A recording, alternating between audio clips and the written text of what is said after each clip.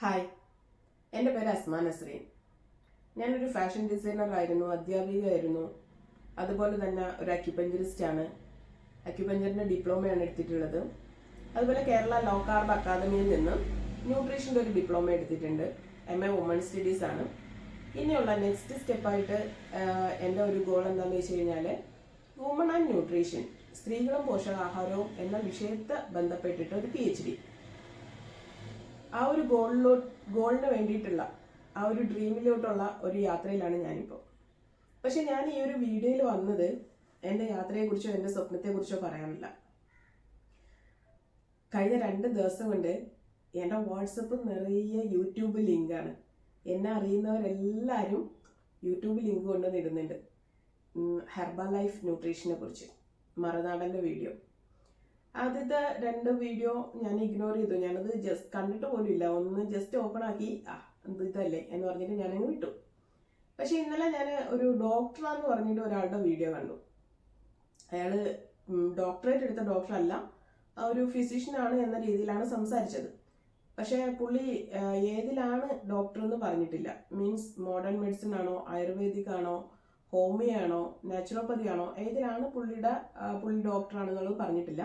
പക്ഷെ പുള്ളിയുടെ അടുത്ത് ചികിത്സയ്ക്ക് വന്നിട്ടുള്ള ഒരു സ്ത്രീ പുള്ളി ഒരു ന്യൂട്രീഷൻ ക്ലബിലേക്ക്, എന്റർടൈൻമെന്റ് ക്ലബ്ബാണെന്ന് പറഞ്ഞ് ക്ഷണിക്കുകയും പുള്ളി അവിടെ പോയി അവിടെ നിന്ന് ഷേക്ക് എടുത്തു. പിന്നീടാണ് ഇത് തട്ടിപ്പാണെന്ന് മനസ്സിലായത്, അല്ലെങ്കിൽ ഇതിന്റെ ദോഷം മനസ്സിലായത് എന്നൊക്കെ പറയുന്ന ഒരു വീഡിയോ ഞാൻ കണ്ടു. ആ വീഡിയോ കണ്ടപ്പോൾ എന്തായാലും ഒരു വീഡിയോ ചെയ്യണമെന്ന് എനിക്ക് തോന്നി. അതുകൊണ്ട് മാത്രമാണ് ഇപ്പോൾ ഈ ഒരു വീഡിയോയിൽ വന്നത്. ഇപ്പോൾ ഞാൻ കഴിഞ്ഞ 4 വർഷമായിട്ട് 4 വർഷവും 1 മാസവും 9 ദിവസമായിട്ട് ഹെർബൽ ലൈഫ് ന്യൂട്രീഷൻ കുടിക്കുന്ന ഒരാളാണ്.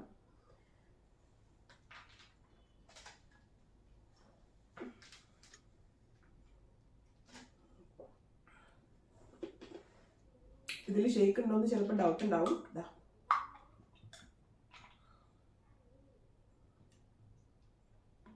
എനിക്ക് ഷേക്കർ ബോട്ടിൽ വെച്ച് തന്നെ കുടിക്കുന്ന കേട്ടോ ഇഷ്ടം.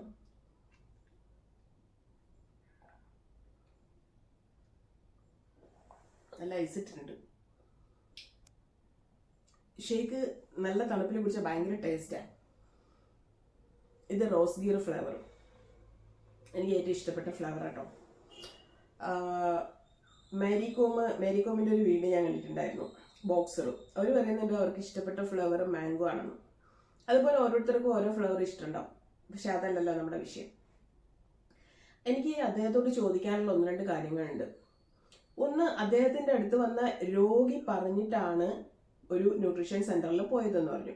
അതും ഇങ്ങനെ ന്യൂട്രീഷൻ ആണെന്നൊന്നും അറിയില്ല, എന്റർടൈൻമെന്റ് ക്ലബ്ബാണ്, വൈകുന്നേരം സംസാരിച്ച് സൊറ പറഞ്ഞിരിക്കാനുള്ള ഒരു സ്ഥലമാണ്, ഇതൊരു ഹണി ട്രാപ്പ് ആണോ എന്നെനിക്ക് ഡൗട്ട് ഉണ്ടെന്നൊക്കെ പുള്ളി പറയുന്നുണ്ട്.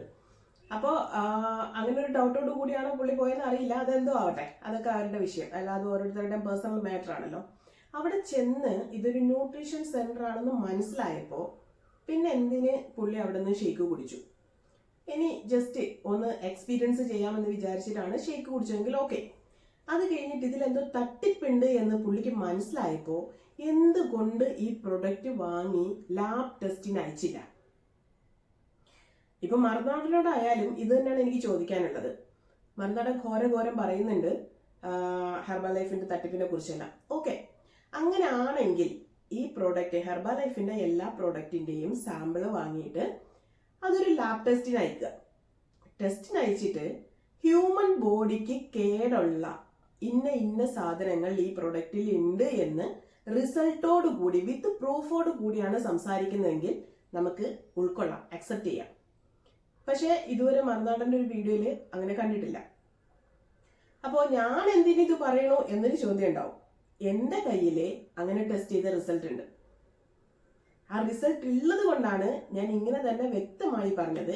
ഹ്യൂമൻ ബോഡിക്ക് കേടുള്ള എന്തെങ്കിലും കണ്ടന്റ് ഹെർബൽ ലൈഫ് ന്യൂട്രീഷനിൽ ഉണ്ടെങ്കിൽ അത് തെളിയിക്കണം. കൃത്യമായിട്ടൊരു എവിഡൻസ് ഇല്ലാണ്ട്, ഒരു തെളിവില്ലാണ്ട് എന്നും പറയാൻ ആർക്കും പറ്റും. പക്ഷെ അതിൽ കാര്യമില്ലല്ലോ. നമ്മളൊരു കാര്യം പറയുമ്പോൾ, ഒരു സ്റ്റേറ്റ്മെന്റ് നടത്തുമ്പോൾ അതിന് തെളിവ് കാണിക്കണം. ഞാൻ ഈ ന്യൂട്രീഷൻ കഴിക്കാൻ തുടങ്ങിയിട്ട് 4 വർഷമായെന്ന് പറഞ്ഞു. ഈ 4 വർഷത്തിന് മുമ്പ് ഒരു 13 വർഷം ഒരുപാട് ഹെൽത്ത് ഇഷ്യൂസ് ആയിട്ട് ഒരുപാട് ഹോസ്പിറ്റലിൽ കയറി ഇറങ്ങിയിട്ടുള്ള ഒരാളാണ് ഞാൻ.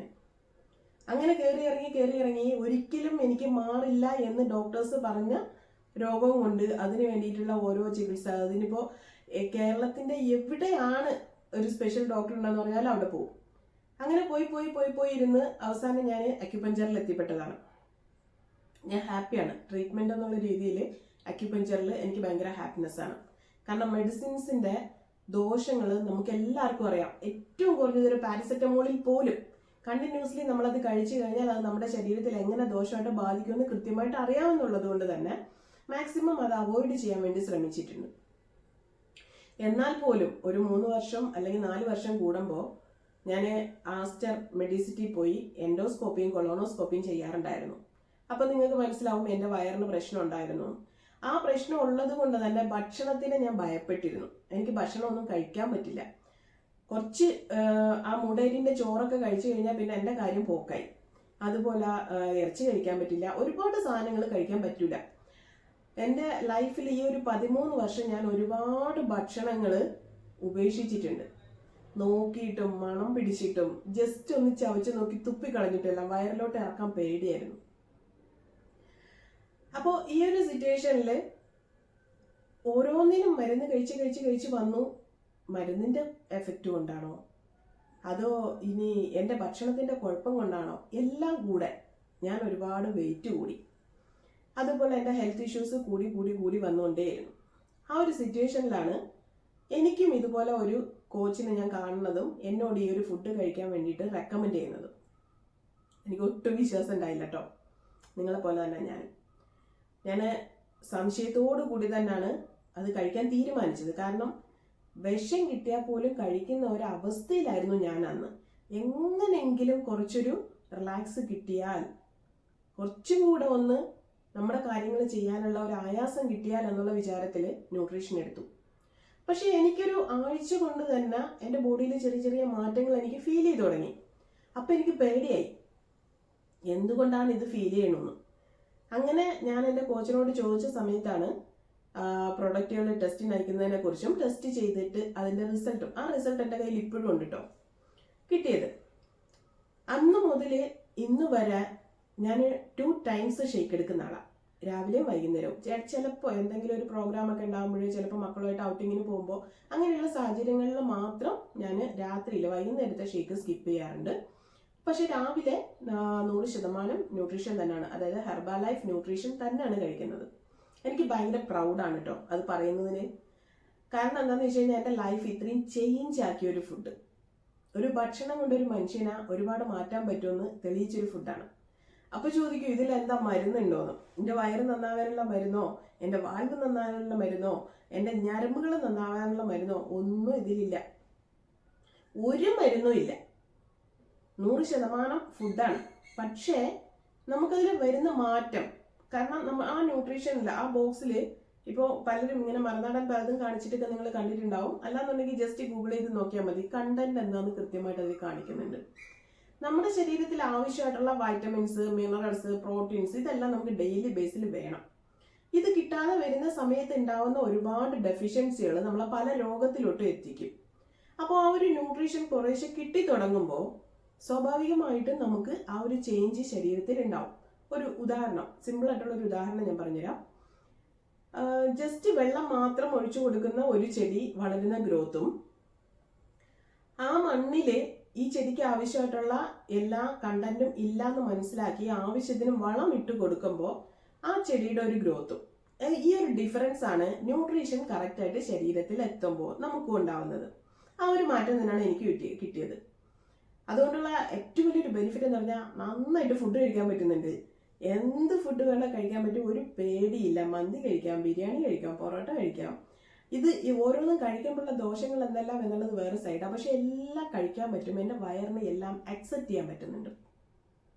അതെനിക്ക് ഭയങ്കര ഹാപ്പി ആയിരുന്നു. അതുകൊണ്ട് തന്നെ ഞാൻ ഈ ഫുഡ് കഴിക്കാൻ തുടങ്ങി 3 മാസം കഴിഞ്ഞപ്പോൾ മുതൽ എൻ്റെ മക്കൾക്കും കൊടുക്കാൻ തുടങ്ങി. അവരും ഡെയിലി ന്യൂട്രീഷൻ എടുക്കുന്ന ആ ഒരു ഹാബിറ്റിലോട്ട് മാറിയിട്ടുണ്ട്.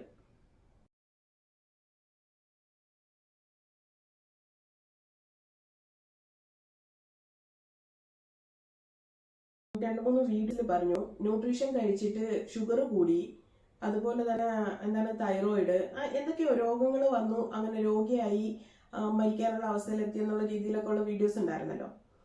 എനിക്ക് ചോദിക്കാനുള്ളത്, കുറച്ച് മനുഷ്യൻ എന്നുള്ള ഒരു കോമൺ സെൻസ് അത് മാത്രം യൂസ് ചെയ്തിട്ട് നിങ്ങളൊന്ന് ചിന്തിച്ചു നോക്കണം. ഒറ്റ ദിവസം കൊണ്ട് ഉണ്ടാവുന്ന രോഗമാണോ thyroid, sugar, pressure, cholesterol, heart attack, block, fatty liver? ഇതെല്ലാം എത്രയോ കാലം നമ്മൾ കഴിച്ച ഭക്ഷണത്തിൽ ഡെഫിഷ്യൻസി അല്ലാന്നുണ്ടെങ്കിൽ എന്തെങ്കിലും ഒരു കണ്ടന്റ് അമിതമായിട്ടുള്ളത്, അത് നമ്മുടെ ബോഡിയിൽ നിന്നാണ് നമുക്ക് രോഗങ്ങൾ ഉണ്ടാവുന്നത്. ഈ ഒരു ഡെഫിഷ്യൻസി നമ്മൾ കുടിക്കുന്ന വെള്ളത്തിലുണ്ടാവും എന്ന് ഞാൻ പറയാൻ കാരണം, എനിക്ക് അറിയുന്ന ഒരു പ്രദേശത്ത് ഒരു 4-5 ആളുകൾക്ക് ഒരേ അസുഖം വന്ന സമയത്ത് അവിടുത്തെ ഹെൽത്ത് ഇൻസ്പെക്ടർ വെള്ളം ചെക്ക് ചെയ്യാൻ പറഞ്ഞു.